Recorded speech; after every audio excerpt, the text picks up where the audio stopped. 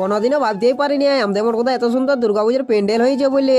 আজ সকাল থেকে জল পড়ছিল, তার সঙ্গে হলড়িয়া বাতাস, আর বাতাস দিতে দিতে আজকা জল সোনামণিকে ভিজতে ভিজিয়ে গেলে একেবারে, দিয়ে জল পড়েও গুটি দিল একেবারে। তখন কি আর করবো, চেয়ারটায় বসে জল পড়া দেখতেছিলি। তারপর মেঘটাটুকু ফাঁকা করলো, এই বোতরে সিনিয়াতে বেরিয়ে দিল। একে জ্বর এসেছে তবু সিনিয়ান করতে হবে, কিছু করার নাই। রাম রাম বলে আজকের মতো সিনিয়ানটা করিয়ে নিলি, পরে যা হবে দেখা যাবে। সিনিয়ান করে এসে হাঁড়ি মাড়ি নিয়ে বসে দিয়েছি খাতিয়ে। খাওয়া হয়ে যেতে থালাটাও ধুয়ে নিলি, তারপর সোনামণিকে ঘাস খাইয়ে দিয়ে দিলি, আর হালকা মুটিয়ে শুয়ে দিলি। আর বিকালে ঘুমাই উঠে একাই ঘুরতে এসেছিলাম, কিন্তু এত সুন্দর ভিউ দেখতে ভাবিয়েছিলি না। আর আজ তো পঞ্চমী, তাই রাতের বেলায় দুর্গা ঠাকুর দেখতে বেরিয়ে দিল। আর রাস্তার দুপাশে লাইটের আলো দেখতে দেখতে পৌঁছে গেলাম মা দুর্গার মন্দিরে। দিয়ে রাস্তা থেকে মাকে প্রণাম করে চলে গেলি মোটকদা হাই স্কুলে। আর মা দুর্গা প্যান্ডেলটা এত সুন্দর করেছে যে কি আর বলবো, বুঝতেই পারছি না। তার সঙ্গে স্কুলের চারদিকে লাইটের আলো দিয়ে সৌন্দর্যটা আরো সাজিয়ে তুলেছে।